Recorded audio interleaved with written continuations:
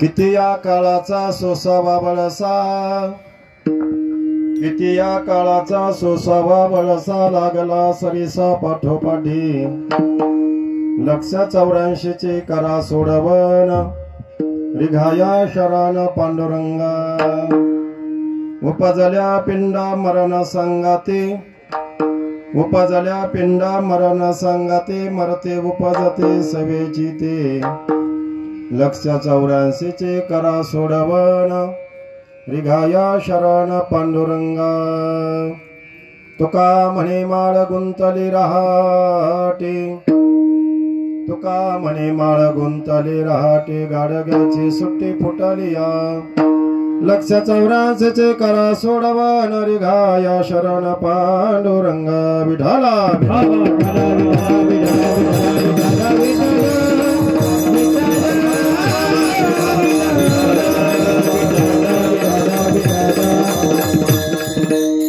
महायोग पीठे तडे भीमरथाम, वरम पुंडलिकाय दातुन मुनींद्रे, समागत्य तिष्ठं तमानंद कंदम, परब्रह्मलिंगम भज पांडुरंगा.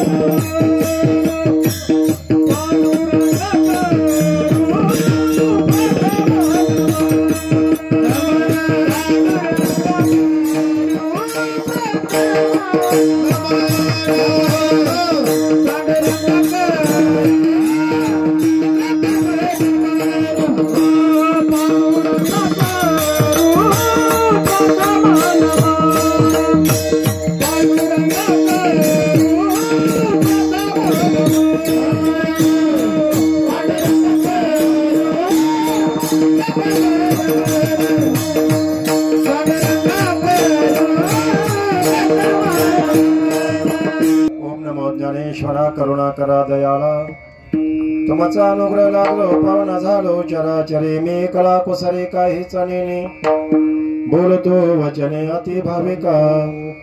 एका जनार्दने तुमचा दास, त्याचे आस पुरवावी. वचन ऐका कमलापती, माझी रंकाची विनंती. कर जोडितो कथे काळी, आपण असावे जवळे. ज्ञान मूलम गुरुमूर्ते पूजा, मूलम गुरुपदम मंत्र, मूलम गुरुवाक्य, मोक्ष मूलम गुरुकृपा.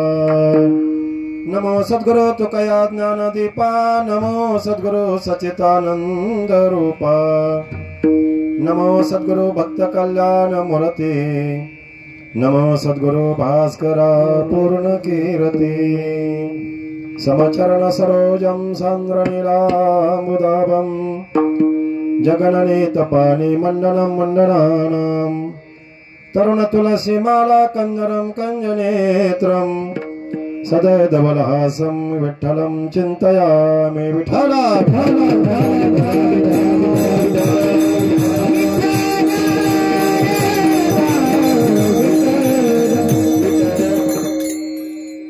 किती या काळाचा सोसावा बळसा, लागला सरीसा पाठोपाठी 184 चे करा सोडवन, रिघाया शरण पांडुरंगा. प्रस्तुत प्राप्त प्रसंगी सेवे करता दाखवलेला अभंग. वैराग्याचे महामेरू जगद्गुरु संत सम्राट विश्वभूषण जगद्गुरु तुकाराम महाराजांच्या 4 चरणाचा मानवी देहाला आलेल्या जीवाला उपदेश करणारा हा अभंग आहे. विठाला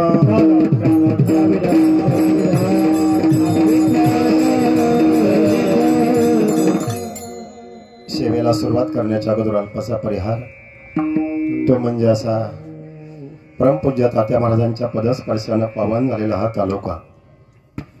आणि या तालुक्यामध्ये वास्तव्याला असणाऱ्या या श्रीगोंदा परिसरामध्ये केतमाळीस परिवार, या परिवाराचं असणारं पितृतुल्य व्यक्तिमत्व कैलासवासी महादेव गणपत केतमाळीस बाबा यांचं 11.5-12 महिन्यापूर्वी दुःखद निधन झालेलं आहे.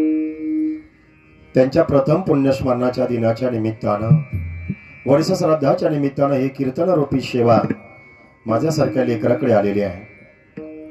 बाबांच्या पाठीमागे त्यांची असणारी 3ही मुलं, त्यामध्ये राजू भाऊ असतील, शिवाजी भाऊ असतील आणि विठ्ठल भाऊ असतील, या 3ही मुलांना आपल्या पितृऋणातून उतराई होण्याकरता आजचा केलेला छोटासा प्रयत्न म्हणजे हे वर्ष श्राद्ध आहे. बाबांच्या पाठीमागे त्यांची असणारी कन्या सौभाग्यवती यमुनाबाई झुंबर रसाळ, बाबांच्या पाठीमागे असणारा त्यांचा सर्व नातेवाईक, पै पाहुणे, आप्तेष्ट परिवार, या सर्वांच्या उपस्थितीमध्ये बाबांचा आज प्रथम पुण्यस्मरण या ठिकाणी संपन्न होत असताना या कीर्तनरूपी सेवेकरता निवडलेला अभंग जगद्गुरु तुकोबरायांचा या कीर्तनरूपी सेवेकरता आज माझं परम भाग्य आहे की महाराज एवढी दिग्गज मंडळी आजच्या या कार्यक्रमाला उपस्थित आहे. दोनही मृदंगाचार्य, नाव तर मला सुरत नाही,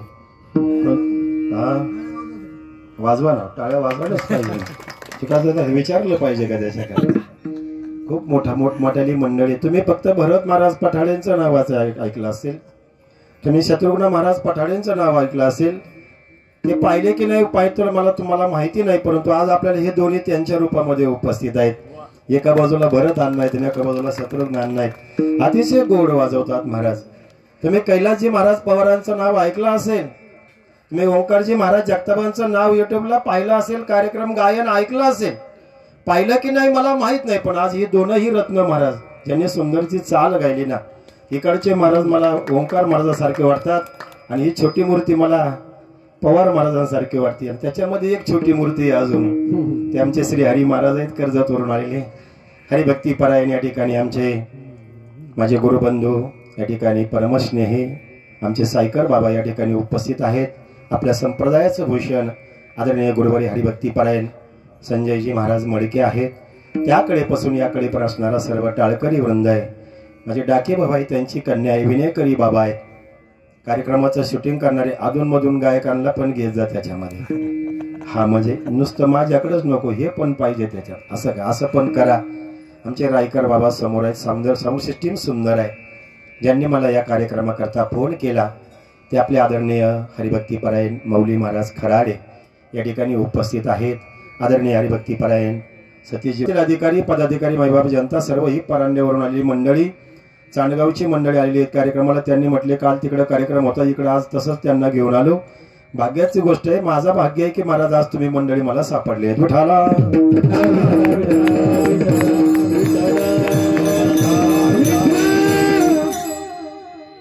किती या काळाचा सोसावा वळसा लागला सरिसा पाठोपाठी. जगद्गुरु तुकोबरायांचा 4 चरणाचा अभंग आहे. वर्ष श्राद्ध म्हटलं, पुण्यस्मरण म्हटलं की हा का करावा लागतो विधी महाराज, हा महत्वाचा भाग आहे नाही का. बऱ्याच लोकांचं म्हणणं एवढा खर्च कशा करता, एवढं कीर्तन, प्रवचन, ब्राह्मण, अन्नदान, वस्त्रदान, ज्ञानदान, अन्न हे कशा करताय. याच्या पाठीमागे आपल्या धर्मशास्त्र आहे. गरुड पुराणाचा आपण जर अभ्यास केला असेल तर आपली हिंदू धर्म संस्कृती काय सांगते हे महत्वाचं आहे. हे बघा, त्या जन्माला आलेल्या जीवावरती 16 संस्कार सांगितले जातात. रायकर बाबा, सायकर बाबा, त्यापैकी काही संस्कार हे गर्भामध्ये होतात आणि काही संस्कार जन्माला आल्यानंतर केले जातात आणि काही संस्कार गेल्यानंतर केले जातात. पहिला आईच्या उदरामध्ये असणारा जो संस्कार आहे त्याचं नाव आहे गर्भाधान. आणि गर्भाधान जर संस्कार महाराज जर चांगला झाला तर जन्माला येणारा अपत्य, कुळी, कन्या, पुत्र होती जे सात्विक. म्हणून हा 16 संस्कारापैकी आजचा एक विधी महाराज हा पुण्यस्मरण म्हणा, वर्ष श्राद्ध म्हणा किंवा पुण्यतिथीचा कार्यक्रम म्हणा, आज या खेतमाळीस परिवारानं आपल्या वडिलांच्या ऋणातून उतराई होण्याकरता केलेला छोटासा प्रयत्न. विठाला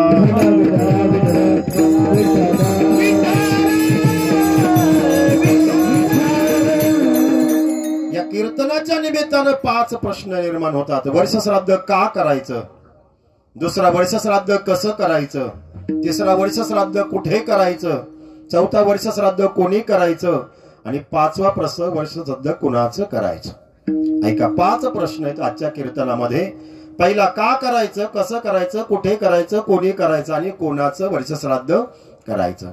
पहिला प्रश्न आहे वर्ष श्राद्ध का करायचं. अभंगाकडे आपण नंतर येऊया. का केलं पाहिजे वर्ष श्राद्ध, करावंच लागतं का, नाही केलं तर तोटा काय आणि केला तर फायदा काय. का करावं लागतं वर्ष श्राद्ध, पुण्यस्मरण का करावं लागतं. हे बघा, आपण जन्माला आलोय ना, तर प्रथमतः आपल्यावरती सर्वात महत्वाचं आपल्यावरती आईंचं आणि वडिलांचं ऋण आहे.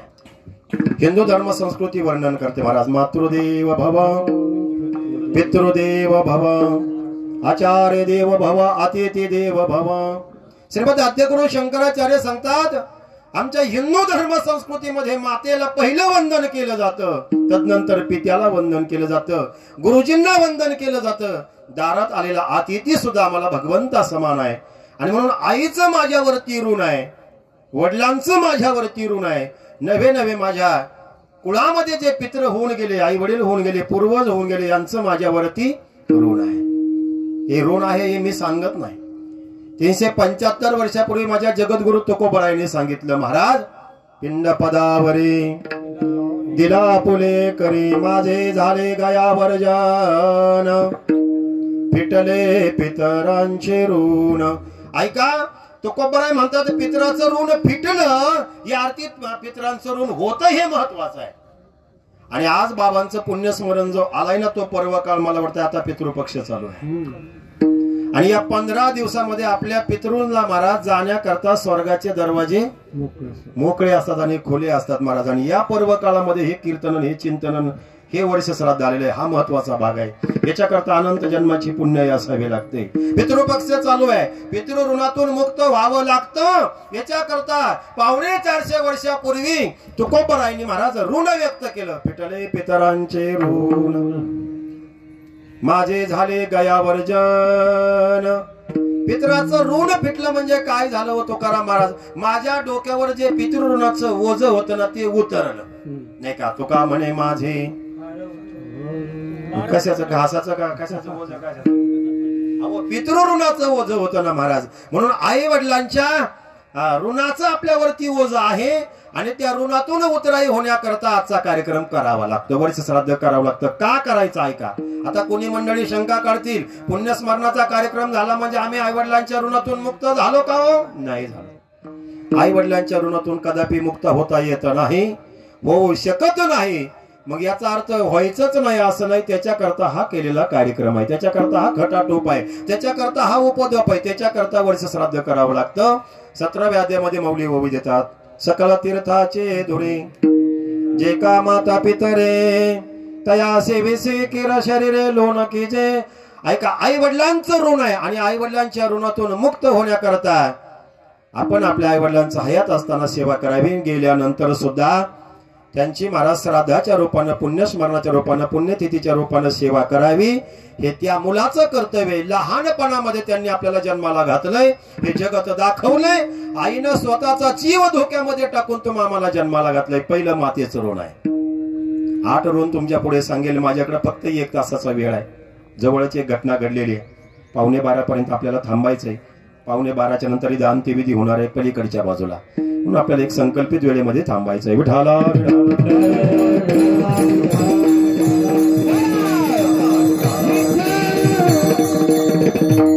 आई वडिलांचं ऋण आहे. काय केलंय आईनं माझ्यावरती? आईचं ऋण आहे, वडिलांचं ऋण आहे. ऐका, जगद्गुरु तुकोबरायांच्या मुखारविंदामधली गोड भाषा आहे. लेकोराचे हित जाणे केव्हा वाहे माऊलीचे चित्त, ऐशी कळवळ्याचे जाते करेला भाविन प्रीती. काय केलं आईनं माझ्या करता? पोटी भार वाहे 2.5-3 किलोचा गोळाजीनं महाराज 9 महिने 9 दिवस उदरामध्ये वागवलाय. आईचा आणि महाराज आपल्यावरती ऋण आहे. आणि म्हणून फिटले पितरांचे ऋण. आईचं ऋण आहेच. काय ऋण आहे महाराज? मदालसा नावाचं प्रकरण जरा तपासून पहा. 9 मास कष्टला से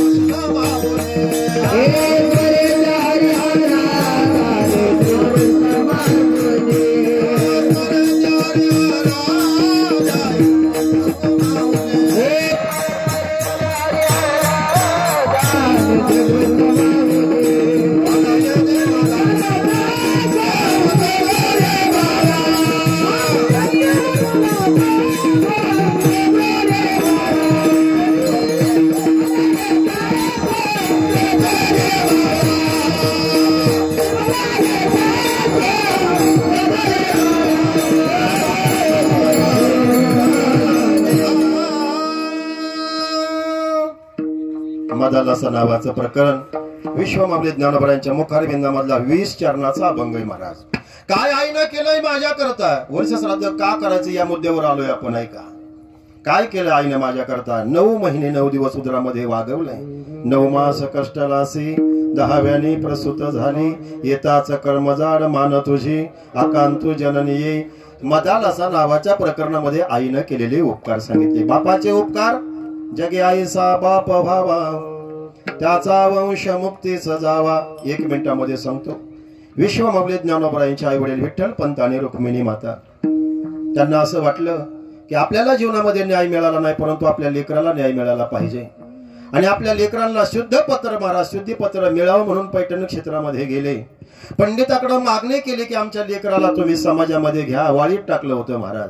मी सांगतोय बापाचं ऋण काय. ऐका ऐका, त्या पंडितानं सांगितलं तुम्हाला समाजामध्ये घेता येणार नाही, आम्हाला नका घेऊ, पण आमच्या लेकराला तरी समाजामध्ये चांगली वागणूक द्या.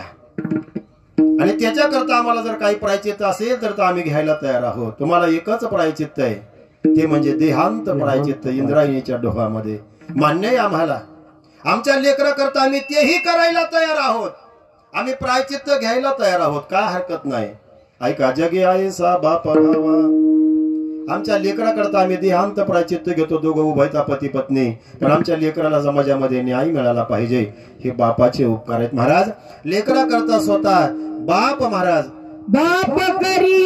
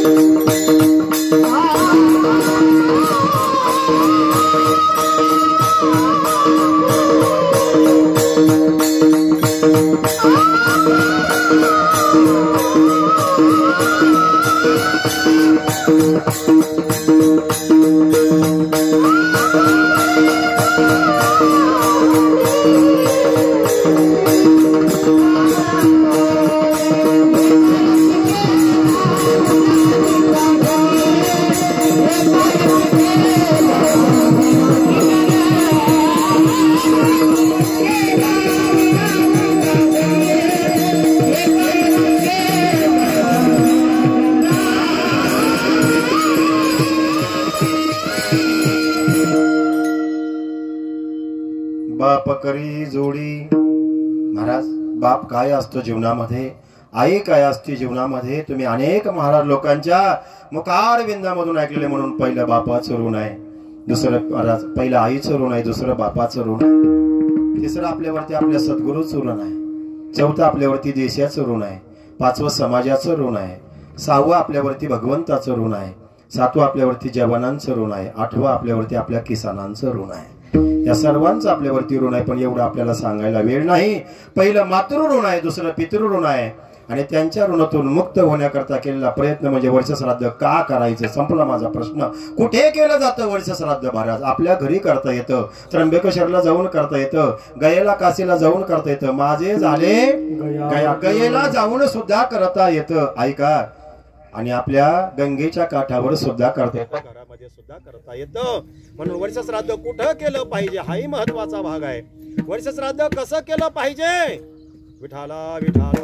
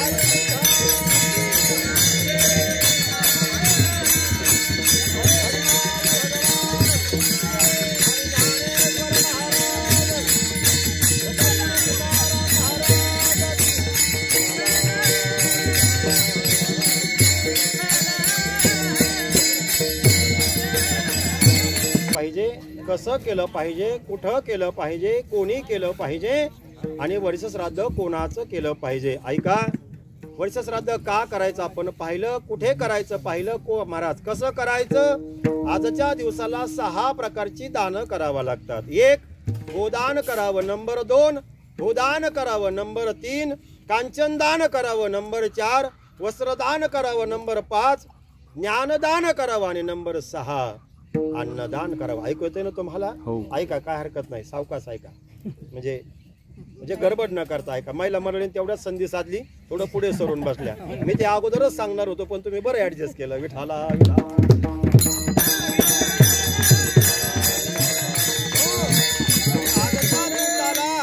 जे वर्ष श्राद्ध कसं केलं पाहिजे महाराज, तर गरुड पुराणामध्ये आजच्या दिवसाला 6 दान करायला सांगितले. गावरान गाई दान करायला सांगितले सायकर बाबा. आता गावरान गाई राहिली नाही, मग जर्सी गाय दान करा, ती चालत नाही. देणारा लोक अनेक महाराज, घेणारही नाही तो महाराज कोणी दान केले तर. कदाचित आपण गावरान गायीच्या ऐवजी जर जर्सी गाय दान करायला गेलो तर जिल्ह्यापेक्षा तालुका मोठा होईल, म्हणजे कार्यक्रमाच्या खर्चापेक्षा दानच जास्त होईल असं मला वाटतंय. ऐका, म्हणून गोदान पहिलं सांगितलं, दुसरं भूदान सांगितलं महाराज. कोणी केलंय भूदान? भगवान परमात्म्याचे भागवतामध्ये 24 अवतार आहेत. त्या 24 अवतारामध्ये प्रमुख 10 अवतार आहेत. त्या 10 अवतारामध्ये मत्स्य, कच्छ, वराह, नृसिंह आणि 5वा अवतार वामन अवतार. वामन अवतारामध्ये भगवान परमात्म्यानं बळीराजाकडं 3 पावलं भूमी दान मागितली. कथा सर्वांना माहीत आहे. आणि 3 पावलं भूमी दान बळीराजानं दिली पण महाराज. त्याच्याकरता शुक्राचार्य आडवे आले, तो भातकथा आपल्याला पाहायला वेळ नाही. पण महाराज 3 पावलं भूमी दान केली. पहिल्या पावलामध्ये मृत्यूलोक, दुसऱ्या पावलामध्ये स्वर्गलोक, तिसरा पाऊल कुठं द्यावं म्हणून महाराज डोक्यावर दिला बळीराजाच्या, त्याला पाताळामध्ये घातला.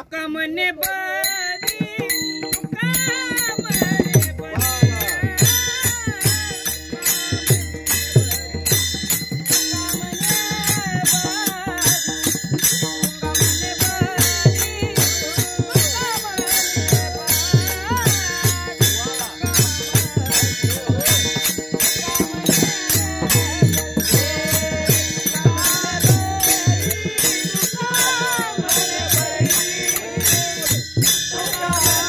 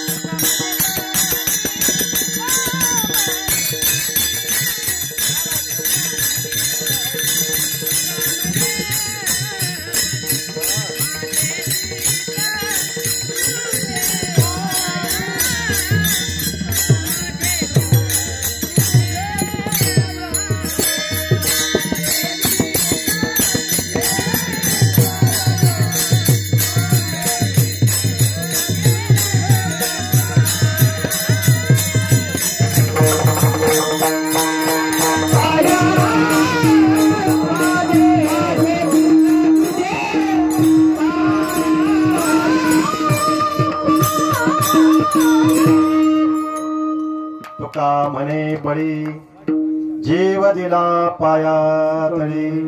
अगदी सुंदर कैलास महाराजांसारखंच गाते वही लेकरू महाराज. टाळ्या वाजवा बरं महाराज. असं काय नाही की महाराज कैलास महाराज सुंदर गातात, त्यांच्यासारखे असे हिरे भरपूर आहेत महाराज. फक्त त्यांच्याकरता व्यासपीठ अजून मिळालेलं नाही महाराज. असं काही नाही, भरपूर हिरे आहेत महाराष्ट्रामध्ये. ते चारही लेकर महाराज, चारही रत्न आज आपल्याला लाभलेत महाराज. खरं तर त्यांचंच ऐकावं वाटतंय, पण आता चला सगळ्या अडी अडचणीतून आपल्याला पुढे चालायचंय. विठाला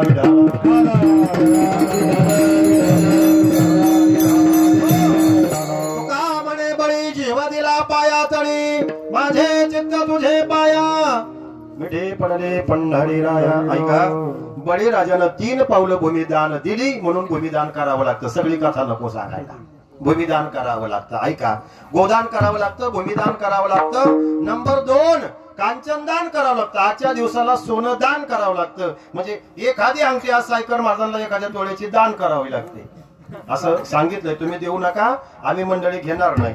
याला कांचनदान म्हणतात. गोदान, बोदान, कांचनदान. 4थं दान वस्त्रदान. केतमाळीच परिवाराला आज लोकांनी म्हणजे पाहुण्यांनी कपडे आणले असतील, याला वस्त्रदान म्हणतात. 5वं ज्ञान कथा कीर्तन प्रवचन ज्ञानदान. आणि 6वं दान सर्वात महत्वाचं वदनी कवळ घेता. म्हणजे 12च्या पुढे आता नाही. ऐका, हे पुढे अजून थोडस, याला अजून टाइम आहे. ऐका, हे अन्नदान. 6 दानाने युक्त आजचा विधी असतो. वर्षश्राद्ध कसं करायचं संपला प्रश्न. का करायचं कळालं, कुठं करायचं कळालं, कसं करायचं कळालं. कोणी करायचं वर्षश्राद्ध? मधव्या मुलानं, धाकट्या मुलानं, थोरल्या मुलानं, भाविकीनं. हा हे पुण्यकर्म आहे आणि म्हणून हे केलं तर चालतं महाराज. कोणाचं करायचं? ज्याचा ब्राह्म्य पद्धतीनं विवाह झालेला आहे, ज्याचं हिंदू संस्कृतीप्रमाणे लग्न लागलेलं आहे, त्याचाच वर्षश्राद्धाचा विधी केला जातो. या 5ही प्रश्नाची उत्तरं संपले. विठाला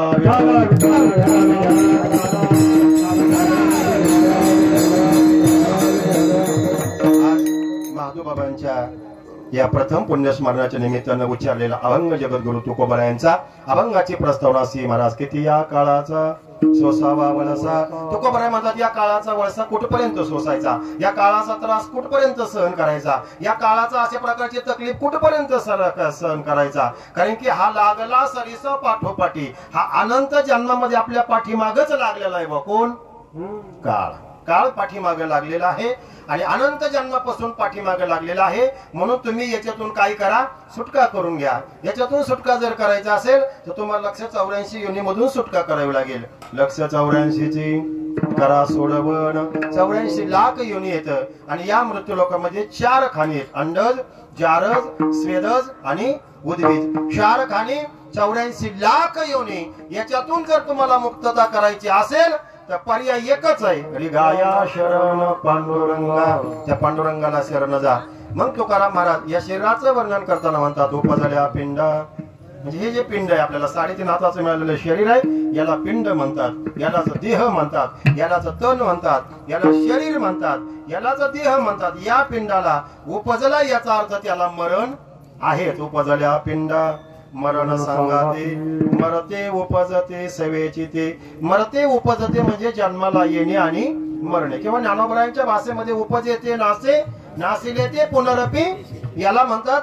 हा महाराज, उपज येते नासे म्हणजे महाराज उपजल्या पिंडा मरण सांगाते मरते उपजते सेवेची ते. मग या जन्म मरणाच्या राडगाडीकडून सुटायचं असेल तर तुकोबारायांनी त्या काळात एक उदाहरण दिलं. त्या काळामध्ये रहाट असायचा. आडावरती विहिरीवरती पाणी काढण्याकरता आणि त्या रहाटाला गाडग्यांची माळ असायची नाही का. जसं असं चक्र असतं बघा, त्याला रहाट गाडगं म्हणतात ना. हा, ते खालून वर जातं, वरून खाली असं फिरत राहतं. खाली गेलेले गाडगे पाण्यानं भरतात, भरून पुन्हा वर येतात, पुन्हा खाली होतात, पुन्हा खाली जातात, भरून वर येतात. हे उपज येते. हे कंटिन्यू चालू असतं रहाट गाडगं. तुकाराम महाराजांनी थोडासा विचार केला आणि म्हणले, का हो या गाडग्याची सुट्टी कधी होईल बुवा? होईल ना 12:15ला गाडग्याची. ऐका, या गाडग्याची सुट्टी कधी होईल? तुकोबारायांनी बारकाईने विचार केला.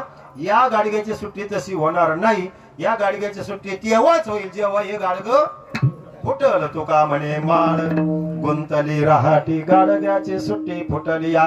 त्या गाडग्याची सुट्टी फुटली या होईल, पण डाके भाऊ याही गाडग्याची सुट्टी फुटल्यावरच होईल. ही एक गाडगच आहे ना महाराज. पण गाडगं फुटत आहे का संजू भाऊ?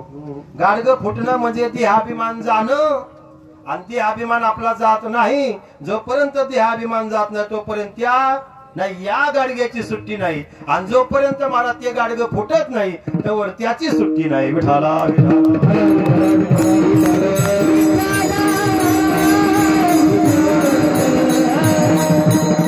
आणि म्हणून काळ आपल्या पाठीमागे लागलेला आहे. ऐका, मग काळाची भीती कुणाला नाही हो महाराज? हे बघा सायकर बाबा, जन्माला आल्यापासून मरेपर्यंत सर्वांना काळाची भीती आहे. मुंगीपासून ब्रह्मदेवापर्यंत सर्वांना काळाची भीती आहे. नवे नवे महाराज 2-2.5 वर्षापूर्वी एक रोग आला होता आपल्या देशामध्ये. त्या रोगाचं नाव आहे, हा तुम्हाला तर चांगला माहित आहे महाराज लोकांचा सारा कार्यक्रमच बंद केला होता. म्हणजे सगळ्यांचाच केलता हे मला सांगायचंय. आमच्याकडे नका येऊ. ऐका, सगळ्यांचाच केलता, फक्त डॉक्टर लोकांचे दिवस चांगले आले होते महाराज. ऐका, त्या कोरोनाच्या काळामध्ये लोक महाराज मरायला घाबरत होते का कोरोनाला घाबरत होते? मला एवढं, अहो कोरोनाला घाबरतोय कोण सायकर बाबा? कोरोनाला आजही लोक घाबरत नाही, आणि त्या काळातही लोक कोरोनाला घाबरत नव्हते. पण घाबरत कशाला होते? कोरोना झाल्यावर जातोय का काय बुवा याची भीती होती. भीती कशाची आहे? भीती काळाची आहे, भीती मरणाची आहे. बरं, कुणाला आहे? सगळ्यांनाच भीती आहे, कोणाला भीती नाही. पण माझ्या तुकोबरांना काळाची भीती नाही.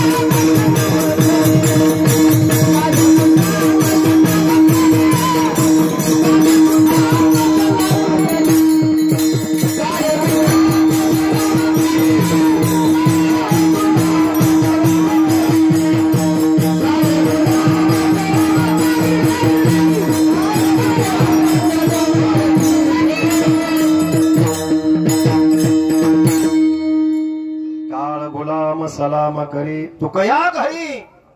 तुकोबरायांच्या घरी काळ राबतोय महाराज. जगा काळ खाय, ही त्यांचीच भाषा आहे. आम्ही माता दिला पाय. किंवा तुकाराम तुकाराम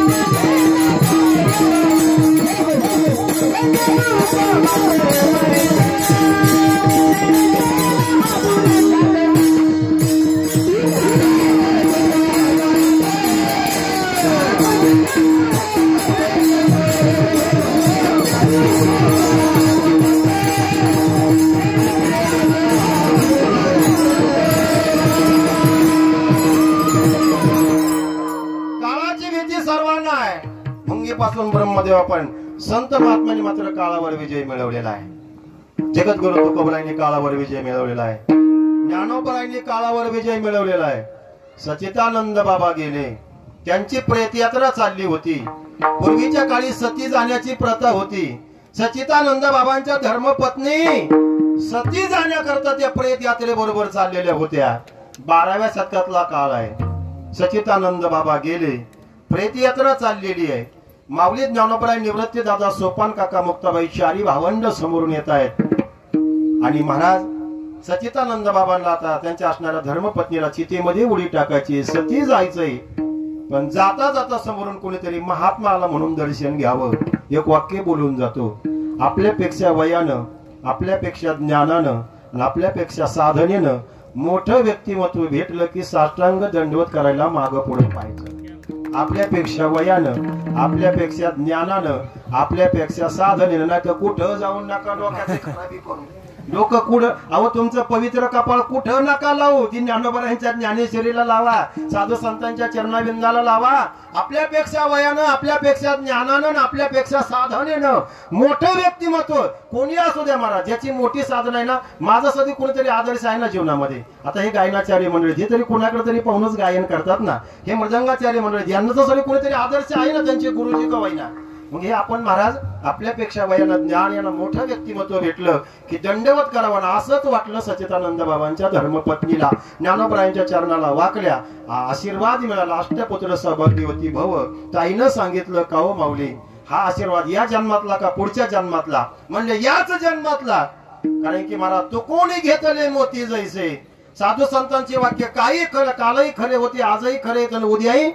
खरेच राहणार आहे चंद्र सूर्य आहे तोपर्यंत त्यांनी सांगितलं या जन्मातला आशीर्वाद आहे मग मला मुलं बाळ कशी होतील चाललेली प्रेत येत माझ्या पतिराजाची म्हणजे सच्चिदानंद बाबांची ठेवा खाली प्रेत ठेवलं गेलं प्रेत खाली आणि ज्ञानोबरायांनी एकच वाक्य वापरलं उठा सच्चिदानंद झोपेतून जाग व्हावं तसं सच्चिदानंद महाराज उठून बसले हा ज्ञानोबरायांचा अधिकार हा माऊलीचा अधिकार तुम्ही एकांच्या महाराज अंत्यविधीला जाता आणि चुकून मानता उठा राम भाऊ जमणार नाही प्रयत्न करूही नका महाराज तो आपला अधिकार नाही तो अधिकार माऊलींचा होता ऐका ज्ञानोबरायांनी काळावर विजय मिळवला सच्चिदानंद बाबांना जिवंत केलं तुकोबरायांनी काळावर विजय मिळवला आता आपण सगळेच काळाला घाबरतो सगळेच घाबरतो ना महाराज ऐका कोण घाबरत नाही सगळे घाबरतो पण तुकोबरायांकडे महाराज मग विचारलं लोकांनी तुकोबरायांचा अजून एक अभंग आहे बरं का फार गोड आहे महाराज गोपाजाला प्राणी नरा हे संसारी बैसला शेजारी शेजारी कोण बसलोय बघा म्हणते म्हणजे इथं कीर्तनात नका बघू कोण ऐका शेजारी कोण बसला तो करा महाराज म्हणतात आपल्या शेजारी काळ बसलेला आहे काळ वसा पाहतो उंदीर घेऊन जाय बघा डाके भाऊ अभंग असा आहे पाहतो उंदीर घेऊन जाय बोका आणि पैसा काळ लोका पुन्हा एकदा म्हणा पाहतो उंदीर घेऊन जाय उंदीर बोक्याला घेऊन जातो का तुकाराम महाराजांच्या अभंगाला डोकं लावायला काय लागतं म्हणा मी आहे ना डोकंच लागत महाराज ऐका पाहतो उंदीर घेऊन जाय बोका उंदीर घेऊन जाय बोका बोका घेऊन जाय उंदीर तैसा काळ लोका नेत असे तुकाराम महाराज म्हणतात बोका जसा उंदराला घेऊन जातो तैसा काळ लोका नेत असे असा समन्वय त्याचा मग काळाची भीती सगळ्यांना असा प्रश्न निर्माण झाल्यावर काही साधक मंडळी वारकरी मंडळी मुमुक्षु मंडळी जिज्ञासू मंडळी भक्त मंडळी तुकोबरायांकडे आल्याने विचारलं का हो तुकाराम महाराज तुम्ही म्हणता जगाला काळ खाऊन राहिलाय मग तुम्हाला नाही का भीती काळाची भीती तुम्हाला नाही का त्यावेळेस तुकोबरायांनी सांगितलंय बघा आम्हाला काळाची भीती आहे पण आम्ही त्या काळाला घाबरत नाही का घाबरत नाही उदाहरण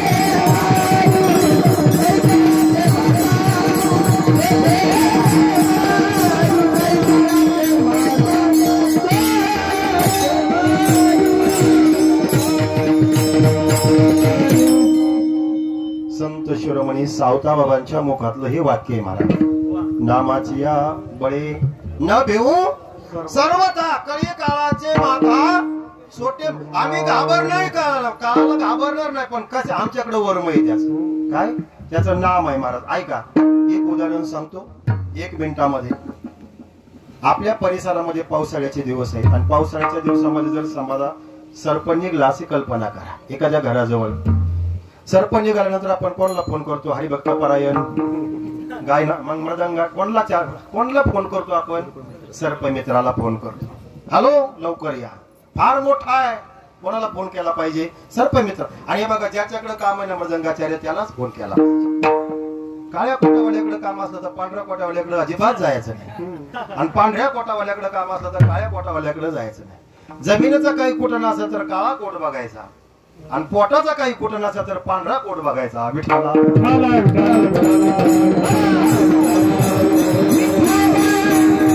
कारण की जमिनीचं वर्म काळा कोट्याला माहित आहे आणि पोटाचं वर्म पांढऱ्या पोटावाला माहिती. कानात अडकवलेला असतं लई खोल नाही जात, समजून घ्या. ना समजे वो अनाडी आहे, त्याला माझाही नाही वेळ असेल. ऐका, जगद्गुरु तुकोबारायांना विचारलं तुम्ही काळाला घाबरत नाही का? नाही घाबरत का? आमच्याकडे वर्म आहे. प्रमाण आलं सावता बाबांचं. तसं सर्प निघाल्यानंतर आपण सर्प मित्राला पाचारण करतो. तो येतो सायकर बाबा. त्याच्याकडे काय वर्म आहे मला माहित नाही, त्याच्याकडे काय विद्या आहे मला माहित नाही, पण तो येतो. कितीही मोठा असला तर त्याला पकडतो आणि पकडल्यानंतर हिरे भाऊ त्याला पिशवीत घालून घेऊन जातो. कोणाला? सापाला. एवढा मोठा सर्प त्याला तुम्ही आम्ही सगळेजण घाबरतो, पण सर्प मित्र त्याला सहज पकडून घेऊन जातो. मग तोही माणूसच आहे ना, आपण सुद्धा. आपल्याला सर्पाची भीती, त्याला का भीती नाही तर त्याला त्याचं काय माहित आहे? वर्म माहित आहे. तसं तुकाराम महाराज म्हणतात तुम्हालाही काळाची भीती आहे, आम्हालाही काळाची भीती आहे, पण आम्हाला त्याचं काय माहित आहे? वर्म माहित आहे. कळी काळाचे माथा सोटे मारू महाराज, आम्हाला त्याचं वर्म माहित आहे.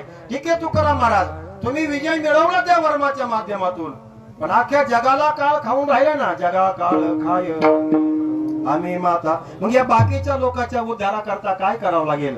किती या काळाचा काळ पाठीमागं लागलेला या उद्धाराकरता काय मग काळाच्या तावडीतून सुटायचं असेल तर पहिलं मरण बाद करावं लागेल. पहिलं मरण जर बाद करायचं असेल तर पहिला जन्म बाद करावा लागेल. जन्म जर बाद करायचा असेल तर वासना बाद करावा लागेल आणि वासना जर बाद करायची असेल तर नामस्मरण करावं लागेल. कोणी करायचं ते? महाराज लोकांनी.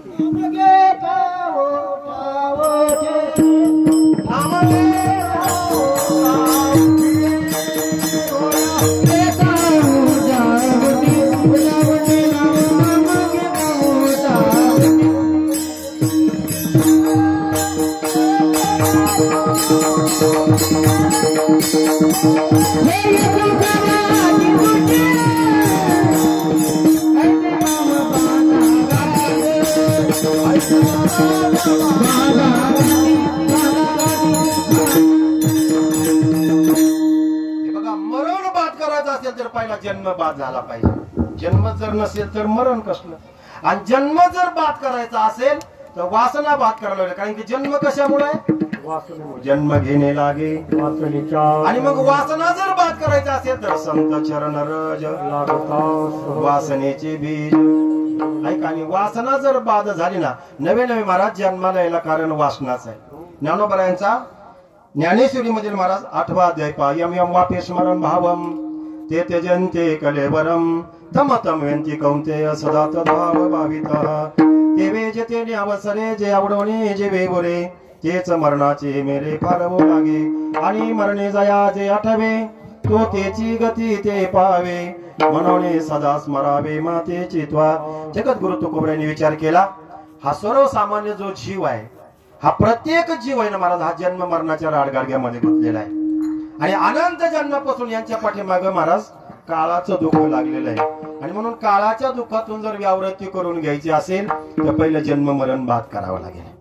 जन्म मरण जर बाद करायचं असेल तर पहिली वासना बाद व्हायला पाहिजे. मग वासना बाद होईल का? नाही बाद झाली तर ती हरिरूप तरी व्हायला पाहिजे. आणि एकदा का वासना बाद झाली की जन्म मरण खंडित होतं महाराज. तसं जन्म मरण खंडित होत नाही. म्हणून जगद्गुरु तुकाराम महाराज म्हणतात, हे बघा, तुम्हाला जर जीवनमुक्त व्हायचं असेल, तुम्हाला जर महाराज जीवनमुक्त जर व्हायचं असेल तर तुम्हाला नामस्मरण करावं लागेल. हा उपदेश आहे आजच्या अभंगामध्ये. आणि उपदेश कोणी कोणाला करून जमत नाही महाराज. तुम्ही कल्पना करा, अनाधिकारी व्यक्तीने जर उपदेश केला तर तो फलद्रूप होणार नाही. आणि अनाधिकारी व्यक्तीला जरी उपदेश केला तरी तो फलद्रूप होणार नाही. कल्पना करा, मी जर आलो आज कीर्तनाला, मी असं म्हटलं श्रीगोंदा तालुक्यातले सगळे कुत्रे गोळा करा आणि जाऊ दे तिकडे मुंबईला, जमल का? माझं कोण ऐकन? तुम्ही 1.5 तास बघा रस्ता धरा पुढचा, माझं कोणी ऐकणार? अनाधिकारी केलेल्या व्यक्तीला उपदेश काय कामाचा आहे का तो? ऐका, पण ऐका, ज्याला उपदेश करायचा तोही अधिकारी असावा लागतो आणि ज्याने उपदेश करायचा तोही अधिकारी असावा लागतो. समजा नगर जिल्ह्याच्या कलेक्टर साहेबांनी ऑर्डर काढली की श्रीगोंदा तालुक्यातली सगळी कुत्रे जमा करा जाऊ द्या, कार्यान्वित होईल का नाही? होईल का नाही? ऑर्डर देणारा कोण आहे? अधिकारी ना. मग अधिकारी महात्म्यानं केलेला उपदेश फलद्रूप होतो आणि अनाधिकारी व्यक्तीनं केलेला उपदेश मातीत जायला कारण ठरतो. उपदेश करणारे भरपूर आहे. ऐका, अनाधिकारी व्यक्तीनं केलेला उपदेश, पावसाळ्याचे दिवस आहे, विहिरीच्या कडेला एक झाड आहे, त्या झाडाला महाराज जुनाट फांडलेलं एक कोठ आहे. कशाचं? सुगरण नावाच्या पक्ष, गवळण नावाच्या पक्षाचं. त्याच्यामध्ये किचन रूम आहे, बेडरूम आहे, बाथरूम आहे, पोर्च आहे, सगळं आहे त्याच्यामध्ये. त्याच्यात लाईटीची सुद्धा व्यवस्था आहे सायकर बाबा. म्हणजे MSCBचे पोल नाही वाढलेले, त्याच्यामध्ये काजवा नावाचा छोटासा किडा ठेव, एवढी व्यवस्था, एवढं घर बांधणार सुंदर महाराज. आता आपल्याला डोकं हे डायकर आपले डाके भाऊ हे घर बांधित हे तर 34 पास आहे, चांगले इंजिनियरला मागे टाकलंय त्यांनी. ऐका, पण घर बांधण्याकरता डोकं लागतं, त्याला प्लॅन लागतो महाराज. आता त्या गवळण नावाच्या पक्षाला कोणी प्लॅन दिलाय? बरं, त्याला पाय पण आहेत महाराज, पण हात नाही ना. एवढं घर सुंदर बांधतंय, एक एक काडी गोळा करतय आणि ते विणतय महाराज. आणि एवढं सुंदर घर बांधून महाराज एवढं सुरक्षित जागेत बांधतं. तसं उन्हाळ्याच्या दिवसामध्ये कोसला नावाचा किडा घर बांधतो का नाही? बोराटीच्या झाडाला तेही घर बांधतो महाराज, पण त्याचं असं सूत्र आहे, तो त्याला खिडकी ठेवीत नाही, दरवाजा नाही. हा, त्याचं घरच असं आहे महाराज, सगळीकडून बंद दिसतं. माझ्या महात्म्याने त्यांचं वर्णन केलं संतांनी. तिले कोट कोसल्याने घर सायास केले, दोन्ही दारे लिंपोनी आत गुंतू गुंतू मेले, त्रिकोट कोसल्याने. खिडक्या बंद करून आत मरून जातं महाराज ते कोसला नावाचा किडा. आपणही घर बांधतो महाराज, कोसलाही घर बांधतो महाराज, आणि सुगरण नावाचा पक्षी सुद्धा घर बांधतो. एवढं सुंदर घर, पाऊस चाललेला आहे आणि सुगरण नावाचा पक्षी आतमध्ये बसलेला आहे. एक माकड उड्या मारत मारत मारत त्या झाडावर आलं आणि माकडाचं कामच असतं उड्या मारायचं. ते नको तिथं मारणारच, उड्या उड्या उड्या म्हणलो मी. तुम्ही पूर्ण करत जा काही गोष्टी, नको तिथं उड्या मारणार. ते आलं उड्या मारत उड्या मारत उड्या मारत. आल्याबरोबर त्या सुगरण नावाच्या पक्षांनी चांगलं सांगितलं, बाबा अख्खा उन्हाळा गेला तर तो घराची व्यवस्था केली नाही का? लोकांचे नुसते लग्न खाण्यातच घालवले 12 महिने. बुंदी गुलाबजामुन आणि तो लोकांचे तो 12 महिने एवढं करण्यापेक्षा सुंदर घर जर बांधलं असतं तर तुझ्या वाट्याला आज पावसामध्ये भिजावं लागलं नसतं, कुडकुडावं लागलं नसतं. उपदेश केला, हाचा अभंग उपदेश आहे, नीट ऐका. उपदेश केला सुगरण नावाच्या पक्षानं. कुणाला केला? माकडाला केला. काय उपदेश केला? दो हात दो पाव आदमी जैसी काया, इतने दिन नाहक गमाया, भीतक घर नाही बनाया. अरे 2 हात देवानं दिले, 2 पाय दिले, एवढे दिवस वायाला घालवले, पण तू घर बनवलं नाही. आता सुगरण नावाच्या पक्षाने चांगलं सांगितलं का वाईट सांगितलं रे भाऊ? हल्ली चांगलं सांगणं सुद्धा लोकांना पटत नाही. हा, उगा कुरकुरे मुरमुरे बघा 10-5 मिनिटं इकडे तिकडे केलं की चला मग जमतोय माणसाला महाराज. आणि एखादा काजू बदाम सांगायला, त्याचं काय खरं, तुझं काय खरंय मग? हा, काजू बदाम तुम्हाला तुमच्या चूक आहेत ना महाराज, तुम्हाला चांगलं ऐकाव. तुम्हाला मी वडापाव कुरकुरे मुरमुरे तुम्हाला असंच सवय लागली, मग तुम्हाला एखादा काजू बदाम द्यायला लागते, त्याचं काय खरंय? त्याचं काय खरंय? तुला पचत नाही म्हणून तू तसं म्हणतोय ना. काजू बदाम पचवण्याकरता त्याला सामर्थ्य असावं लागतं. साधू संतांची महाराज एक महाराज ठराविक उंचीपर्यंत शास्त्राची उंची महाराज ती समजून घेतली पाहिजे, ती समजून घेतली पाहिजे. चांगला उपदेश केला महाराज, चांगलाच होता तो, सांगितलं चांगलंच होतं महाराज. पण महाराज त्या माकडाला राग आला, त्याचा ऍटिट्यूड इगो अहंकार जागा झाला. ते म्हणला मला उपदेश करते, एवढं पण मला पण उपदेश करते, मी एवढं मोठं शरीर आहे. तर त्या फांदीवरून खालच्या फांदीवर आला. ती महाराज कोठ्याची जी फांदी होती ती मोडली, कोठ खाली टाकून दिलं, निघून गेला. उपदेश चांगला केलता का वाईट केलता? माकडाला चांगलं सांगितलं होतं ना, तू घर बनवायला पाहिजे होतं, त्याला ते पटलं नाही, त्याने याचं घर मोडून टाकलं. म्हणून बोध करना सज्जन को दुर्जन को कभी नहीं करना, दुर्जन को बोध करना तो खुद की झोपडी तोड लेना. चांगला उपदेश केला होता ना, पण ते कोणलाही उपदेश करून जमत नाही महाराज. साहित्यास तैसे ओझे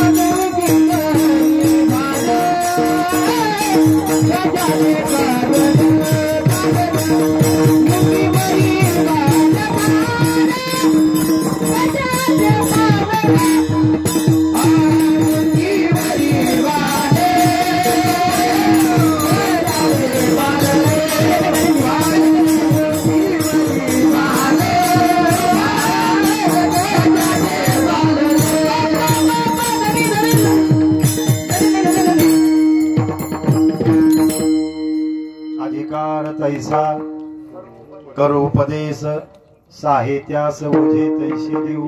महाराज कोणाला उपदेश करायचा, कोणी करायचा? ऐका, आजच्या अभंगामध्ये तुकाराम महाराजांनी उपदेश केलाय. कोणाला केलाय? तुम्हा आम्हाला केलाय. काय केलाय महाराज? तो पहिल्या चरणामध्ये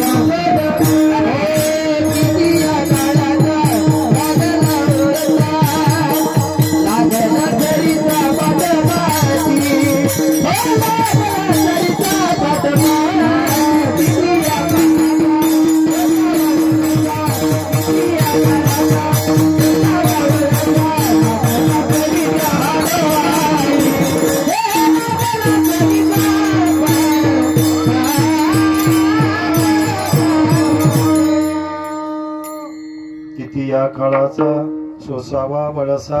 ऐका, काळातून जर सुट्टी करून घ्यायची असेल, काळाच्या दुःखामधून जर आपल्याला बाहेर निघायचं असेल तर आपल्याला अगोदर जन्म बाद करावा लागेल. जन्म बाद करायचा असेल तर वासना बाद करावं लागेल. वासना बाद करायची असेल तर नाम घ्यावं लागेल. नाम घ्यायचं असेल तर सद्गुरूला शरण जावं लागेल. कुठे भेटतील सद्गुरू? नगरच्या कापडात बाजारात भेटतील का? शिरूरला भेटतील का? सद्गुरू कुठे भेटतील महाराज? ऐका, ते कुठेही भेटत नाहीत महाराज, त्यांना शोधावं लागतं महाराज. तरी तनो मनोजीवे चरणाशी लागावे, अगरवता करावे आणि सद्गुरूकडून जाऊन ते नाम प्रस्थापित करून घ्यावं लागतं, संपादित करून घ्यावं लागतं, नामाचं चिंतन करावं लागतं. आणि मग महाराज वासना बाद होते, मग जन्म बाद होतो. जन्म नाही तर मरण नाही, जीवन मुक्त होता येतं आणि काळाच्या तावडीमधून सुटता येतं. याच्याकरता सद्गुरूकडे जाऊन नाम घ्यावं लागतं आणि त्या नामाचं चिंतन करावं लागतं. कसं? विठोबा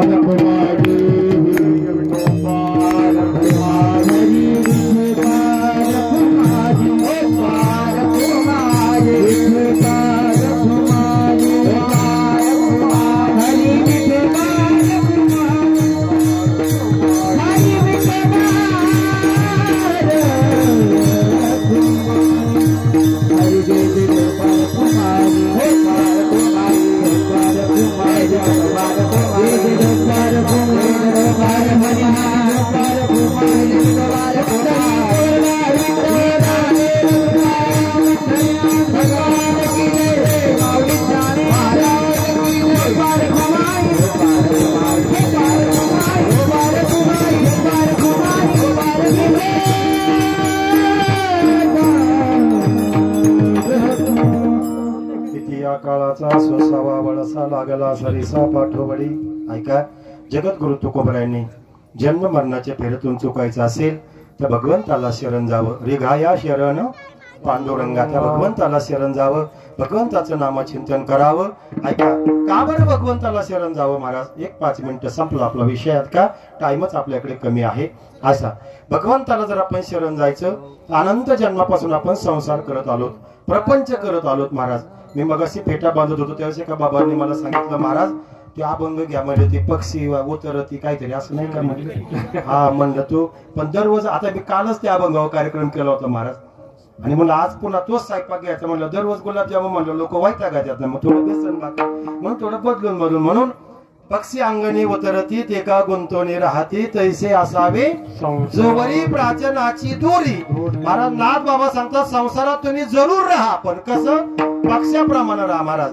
आपण भाद्रपद महिन्यामध्ये जर आपण धान्य वाळायला टाकलं तर महाराज ते धान्य खाण्याकरता मुंग्या पण येतात आणि धान्य खाण्याकरता महाराज चिमण्या किंवा पक्षी पण येतात. पण ऐका ऐका, त्या चिमण्या महाराज खाऊन जातात आणि मुंग्या जर असला तर हा हे महत्वाचं आहे. आधी संसारा उठावे गरा, आधी संसारा उठावे गरा, आधी संसारा उठावे गरा, आधी संसारा उठावे गरा, आधी संसारा उठावे गरा, आधी संसारा उठावे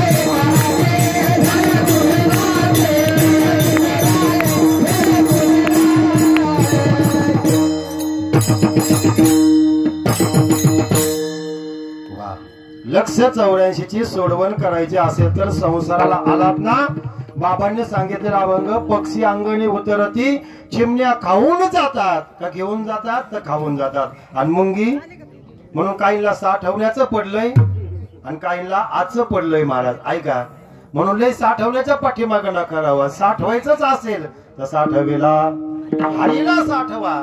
ऐका, बाकीचं काही साठवू नका, ते काही कामाचं नाही. मुंगी घेऊन जाते आणि पक्षी खाऊन जातात, वाढून घेऊन जात नाही. तैसे असावे तसं आपण संसारामध्ये राहावं. राहत असताना शरणार गाया पांडुरंगा, त्या पांडुरंगाला, त्या भगवंताला शरण जावं, नामचिंतन करावं. का तर तुकाराम महाराज म्हणले, ऐका, याचं कारण एक आहे, जो जो जन्माला म्हणून मृत्यू लोकांमध्ये आलाय त्याला त्याला मृत्यू आहे. आला सो जाएगा. प्रत्येकाला ऐका मृत्यू आहेच आहे महाराज, कारण की मरण ही काया दगडावरली रेग आहे. राजा असो रंके असो जावं लागणार आहे. कबीर महाराजांची गोड भाषा आहे. पीर मर गए, पैगंबर मर गए जिंदा जोगी, जबी तपी संन्यासी मर गए हकीम रोगी.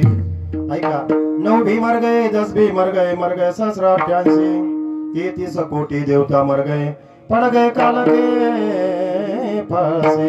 यम का जब तड़कावे तो क्या जाने तड़कावे. पीर मर गए, पैगंबर मर गए जिंदा जोगी, जबी तपी संन्यासी मर गए हकीम रोगी. यम का जब तड़कावे तो क्या जाने तड़कावे. यम का जब तड़कावे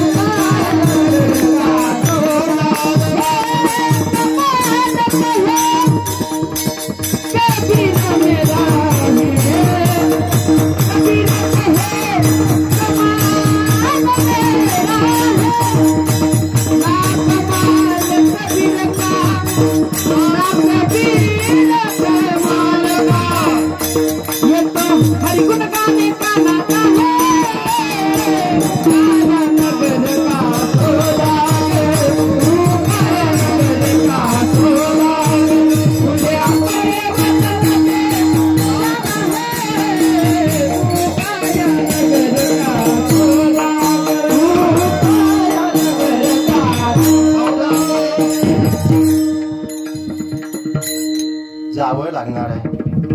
ऐका, जावंच लागणार आहे. फार गोड अशी गायक मंडळी असल्यावर 5 वाजेपर्यंत कीर्तन चालू. तिकडे आपला एक कार्यक्रम आहे अजून, ते अवघड आहे ना थोडस, मला तेच आहे आता, म्हणून ते माझ्या सूचना आलेली माझ्याकडे. ऐका, खूप गोड गाणारी मंडळी आहे, असे सापडत नाही कधी कधी, पण आता हा योगायोग आहे आजचा. असो, जावं लागणार आहे सगळ्यांना.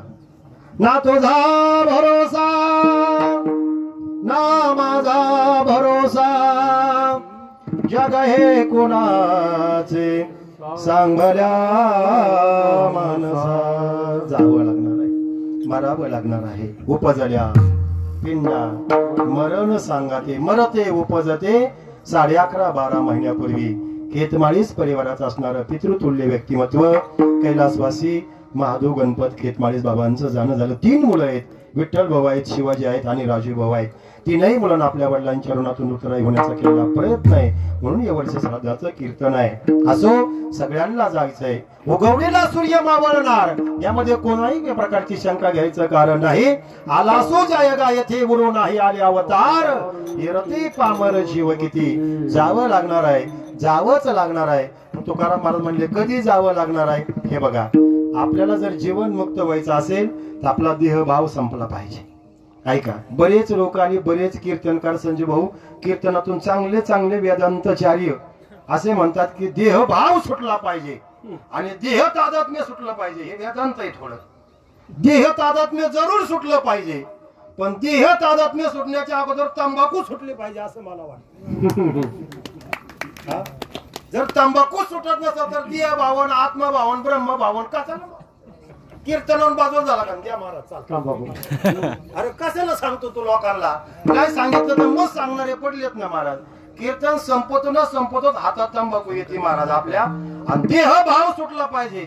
ही पाठीमागून आलेली सवय सुटाना देह भाव कधी सुटायचा महाराज, कधी सुटन देह भाव?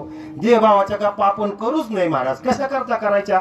देह भाव सुटण्याकरता अगोदर बाकीचं सुटावं लागतं. म्हणून देह भाव ज्याचा सुटला ना तो जीवन मुक्तच आहे महाराज. जे गाडगं त्या माळेमधून, माळेमध्ये म्हणजे 84 लक्ष योनीच्या माळेमधून जे गाडगं फुटलं, ज्याचा देह भाव संपला तो जीवन मुक्तच होणार आहे असं शेवटच्या चरणामध्ये